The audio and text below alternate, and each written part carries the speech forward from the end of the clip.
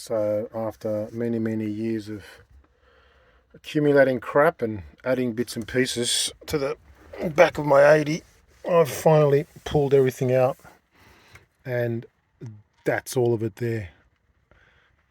Quite a bit. There's toolbox, second battery, had a massive 1.5 kilowatt inverter there, which is down there, recovery gear, just knicks-knacks, all those silly looking draw system, that old Hertz sub there with an amp,